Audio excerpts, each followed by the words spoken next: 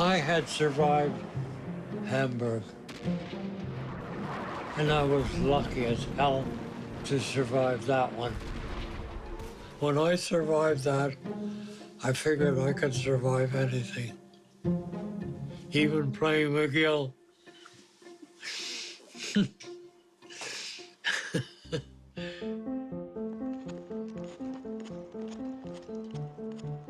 My first pair of skates were 3 sizes too big. What a lousy skater I was.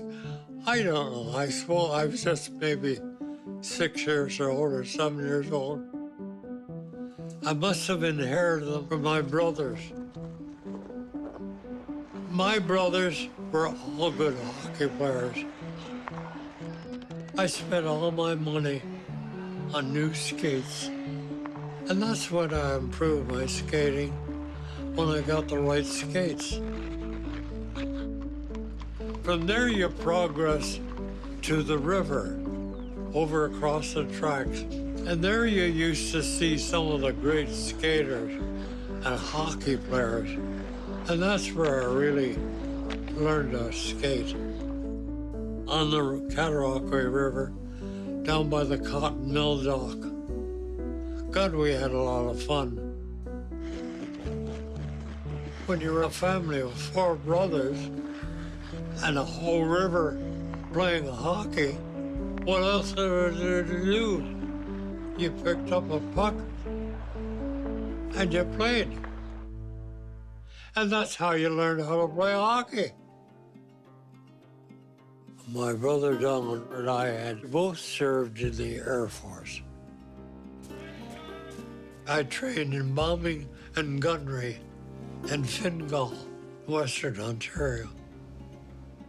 I think I got pretty good at it.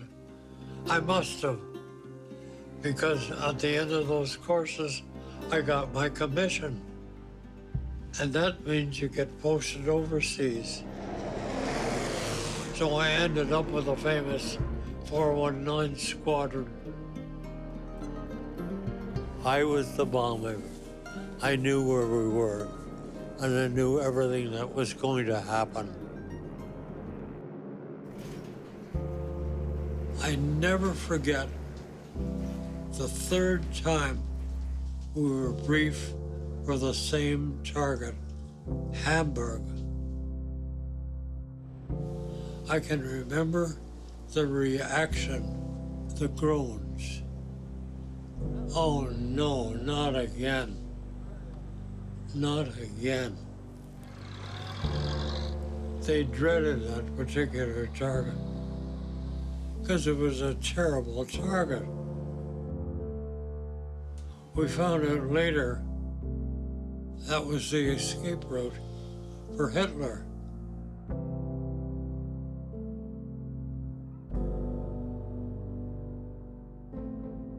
I often think about it. What was going through my mind? Am I going to come back? I was in the lead aircraft, and I was told to bomb the Bomb and Voss shipyards. And there were 22 aircraft came after doing the same thing. The Germans could send up any number of fighters during the daytime, but they couldn't do it at night. So at night, we were hiding, really. But since we had radar, I could locate the target on my radar set.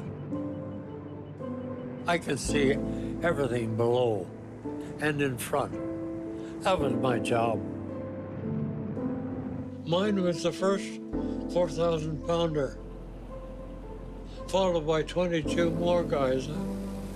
You wouldn't believe the anti-aircraft fire coming up at me. I swear it was at me they were looking for. It's an amazing sight to lie on your stomach and see hundreds of anti-aircraft fire. All the flak, I call it, bouncing around you.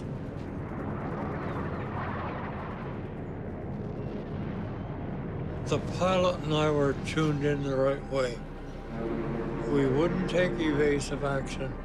We would go straight through and get it over with, one way or the other. We did run into trouble. And the starboard outlet was on fire, but it was taken care of by the flight engineer. He put the fires out. But now we're getting too low. We're down to about 2,700 feet. And that's about the minimum you should have for bailing out. My skipper, who was a tremendous guy, and he just said, prepare to abandon aircraft. And when he told me to go, I went. We trusted each other's decisions.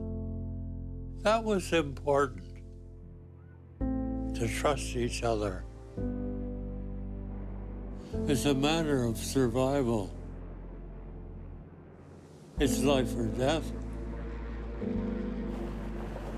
I chose life. I didn't wait too long to pull the cord. At 2,700 feet, you haven't got much maneuvering room. So when I landed on that damn roof, a hell of a noise, I stayed very still. I said, you're alive, Crawford. Don't make any false moves. I didn't. I waited and waited. Nobody came out to shoot me.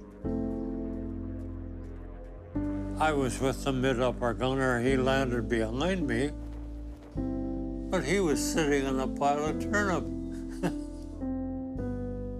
And we started walking. Somebody looked familiar, quite a long way away. I walked toward him. He happened to be a Canadian paratrooper. He says, where did you come from? I said, right there. He said, geez, I remember. It's geez. I said, what's that all about? He said, you've just walked through a minefield. I said, what?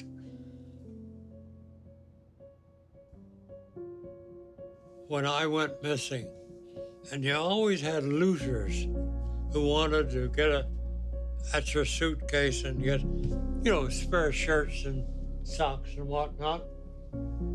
My friend Len, he says, nobody touches this suitcase. He'll be back. And I was. Why did I keep this? Sentimental reasons. It's history. There's a lot to it.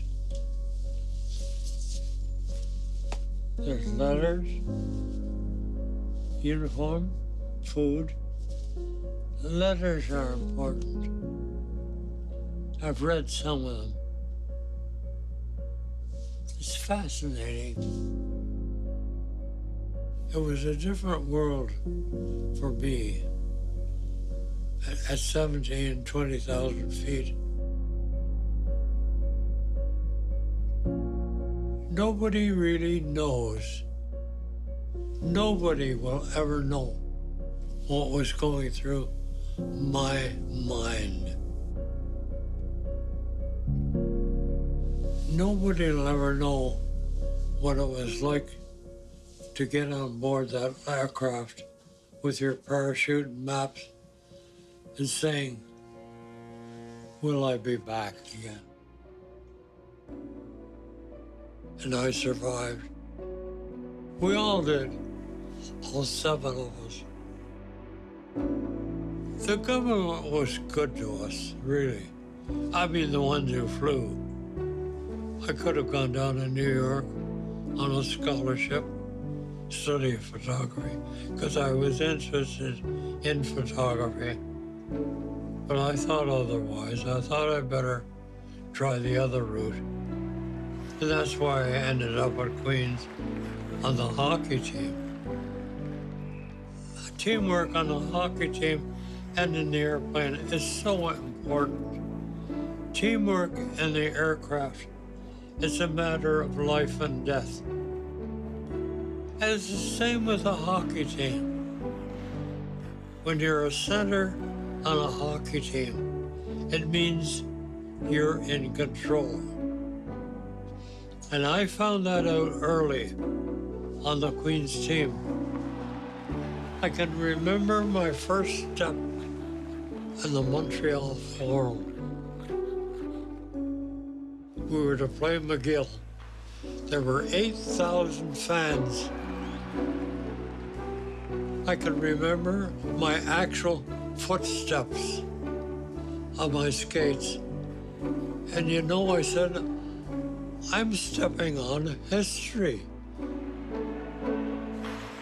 I don't remember the game. I know they beat us, but they never beat us again.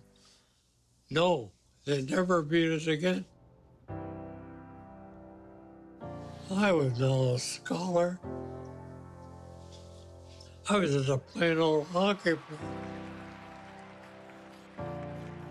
I'd have been better off if I'd paid attention to my schoolwork. So my advice to the kids, do the schoolwork. You can have fun afterwards if you do it right. Really. And that's what I should have done. But then maybe I wouldn't have had the hockey experience. That's my story. I'm here. I'm lucky, fortunate. I don't know what else I could tell the kids. It's a simple thing. Do the best you can with what you have. Believe in what you can do. Just believe in yourself